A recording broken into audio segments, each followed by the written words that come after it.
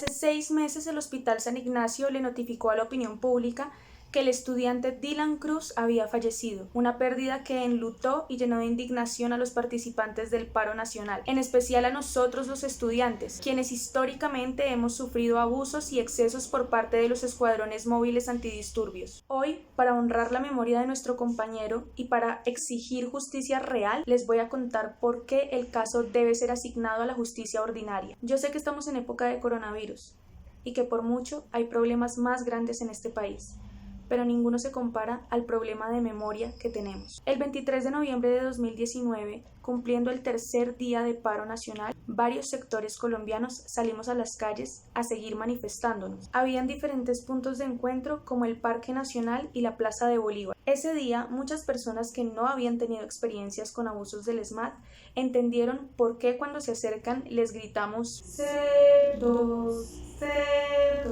Ese día las movilizaciones habían empezado a las 10 de la mañana y cerca de las 3:30 de la tarde el capitán Manuel Cubillos apuntó su escopeta calibre 12 y disparó una recalzada a la cabeza de Dylan Cruz. El estudiante fue trasladado gravemente herido al Hospital San Ignacio y en la noche del 25 de noviembre murió. Desde entonces han pasado varias cosas. La personera de Bogotá, en ese momento Carmen Teresa Castañeda, al igual que algunos defensores de los derechos humanos que acompañaban la movilización, aseguraron que la manifestación se dio de manera pacífica y tranquila. La policía escudó los hechos en que habían sido enviados a proteger el ICETEX, pero cuando los matrimonios llegaron, nosotros, los estudiantes, estábamos arengueando y nadie se metió a las instalaciones del ICETEX. Empezamos a gritarles sin violencia, sin violencia. Y nos escucharon como por 5 minutos, se burlaron de nosotros desde las motos y después empezaron a tirarnos gases lacrimógenos. Dispersaron al grupo y algunos corrimos hacia la Universidad de los Andes y otros bajaron hacia la Séptima. El artículo 57 del Código de Policía dice que los alcaldes pueden acompañar las manifestaciones a través de entidades como la personería y que si, ojo a esto, se presentan violaciones graves e inminentes a otros derechos humanos, serán enviados a mediar la manifestación gestores sociales y si las violaciones siguen, en ese momento sí interviene el ESMAD. Sí, eso no se lo inventó Claudia López, eso lo dice el Código de Policía. Pero en este caso nosotros nos estábamos manifestando pacíficamente y en el caso de haber presentado agresiones o violaciones a los derechos humanos, primero debían enviar a los gestores sociales, pero no.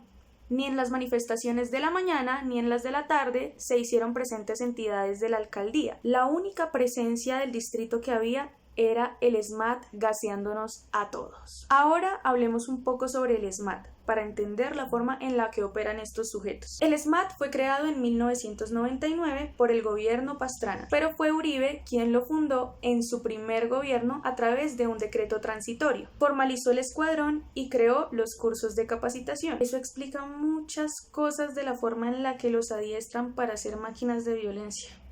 Según el manual del ESMAD, ellos solamente pueden disparar de 3 formas. De forma parabólica, para que el proyectil caiga a más de 80 metros de distancia. Rasante. Este disparo es de forma horizontal y ojo, el agente del ESMAD solo puede disparar así si hay una distancia entre él y su objetivo de mínimo 60 metros. Y disparo rastrero. Aquí el agente del ESMAD tiene que dispararle al piso, siempre y cuando haya una distancia entre él y su objetivo de mínimo 30 metros. Esto con el objetivo de que el proyectil pierda velocidad cuando va contra el piso. En cualquiera de estas 3 formas, el ESMAD nunca, jamás debe dispararle a la cabeza a una persona. En los videos rotados en redes sociales vemos cómo el capitán Manuel Cubillos, incitado por su compañero, le dispara a menos de 30 metros y a la cabeza a Dylan Cruz. No, esto no fue un accidente y no se dio en cumplimiento de las funciones del ESMAD. Los escuadrones trabajan bajo procedimientos de manejo y control de disturbios y acompañamiento y desalojo de espacios públicos o privados siempre y cuando las capacidades de la policía hayan sido rebasadas. Además, su función incluye actuar respetando las normas y convenios internacionales de derechos humanos y derecho internacional humanitario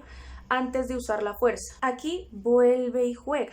Marchamos pacíficamente de acuerdo a nuestro derecho constitucional consignado en el artículo 37. Además, el derecho a la protesta está estrechamente relacionado con el derecho a la libre expresión, la libre asociación y la participación ciudadana. El derecho a la protesta especifica que debe ser pacífica y sin armas, tal como se llevaba a cabo la movilización del 23 de noviembre en el centro. Dentro de cualquier manifestación social, tenemos derecho a que se nos garantice nuestra integridad física, a no ser víctimas de desaparición forzada, torturas, tratos crueles, inhumanos o degradantes. Los señores del SMAT deberían estudiar el artículo 11 y 12 de la Constitución antes de salir a secuestrar o matar estudiantes, como bien lo vimos durante los días del paro nacional. Además, la sentencia T-456-92 de la Corte Constitucional establece que las manifestaciones no pueden ser disueltas de manera arbitraria. La policía y el SMAT solo pueden intervenir en caso de que se presenten disturbios o focos de violencia y siempre deben responder a las posibles agresiones de manera proporcional y racional. Prensa. Bastante proporcional y racional. El caso fue puesto a disposición de la Sala Disciplinaria del Consejo Superior de la Judicatura, quienes cínicamente le asignaron la investigación a la Justicia Penal Militar. Tomaron únicamente en cuenta los testimonios de los oficiales del SMAT, quienes por supuesto alegaron que ellos habían disparado única y exclusivamente porque habían disturbios en la manifestación.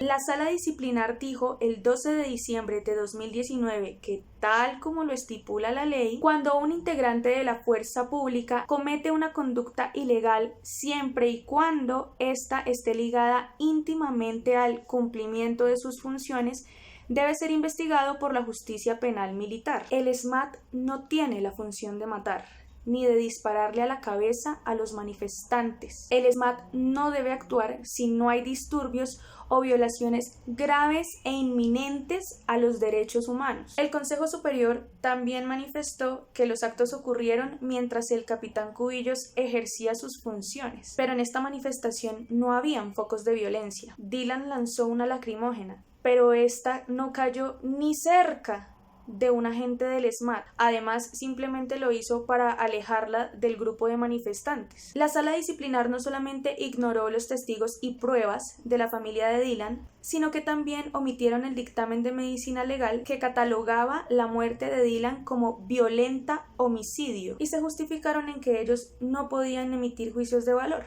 Por eso le asignaron el caso a la justicia penal militar. Afortunadamente, la familia de Dylan Cruz dio a conocer el 23 de abril un fallo de la Corte a favor de la tutela presentada por Jenny Medina, la mamá de Dylan Cruz. Este fallo obliga a la Sala Disciplinar del Consejo Superior de la Judicatura a revisar nuevamente el caso, ya que el conflicto de competencias entre la justicia penal militar y la justicia ordinaria no ha sido resuelto. La sala disciplinar debe pedirle la investigación a la Corte Penal Militar, recibir todas las pruebas de la Fiscalía y los familiares de Dylan Cruz y no volver a violar el debido proceso. Esperemos que ahora el Consejo Superior de la Judicatura tome en cuenta el estándar internacional del buen uso de la jurisdicción penal militar y el principio básico de la independencia y la imparcialidad. Esta corte no pertenece a la rama judicial, pertenece a la rama ejecutiva y en ella los integrantes de la fuerza pública se juzgan a sí mismos, por lo que habría gran peligro de impunidad en este caso.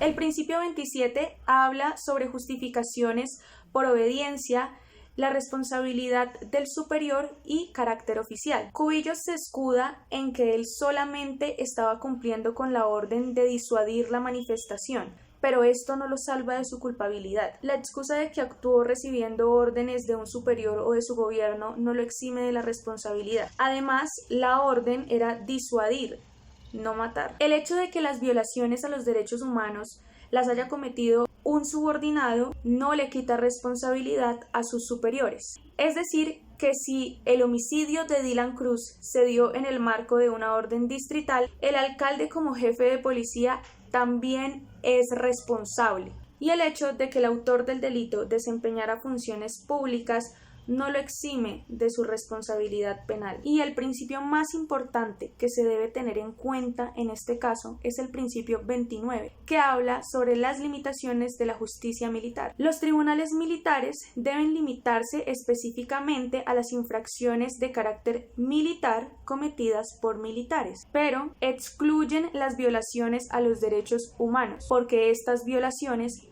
son competencia de los tribunales ordinarios. Evidentemente, el SMAT ha cometido delitos y usos excesivos de la fuerza, no solamente en el caso de Dylan Cruz. De hecho, tienen más de 40.000 procesos en la fiscalía, incluyendo los de Nicolás Neira y Óscar Salas. De estos 40.000, solo 18 han tenido condena. Y lo más triste es que le han vendido a la opinión pública la idea de que ellos combaten y dispersan vándalos, vagos que quieren todo regalado, pero que al final del día están ahí afuera en la calle manifestándose por el derecho, la promoción y la protección de los derechos de todos los colombianos, como la salud, la educación y el trabajo digno, lo básico, ¿no? Al presidente, al Consejo Superior de la Judicatura, a la Policía Nacional y al capitán Manuel Cubillos, les recuerdo que se metieron con la generación que tiene mucho espacio de memoria, que es capaz de recoger material probatorio con un simple celular y que está dispuesto a ventilar la verdad a través de los nuevos medios de comunicación. Y tenemos claro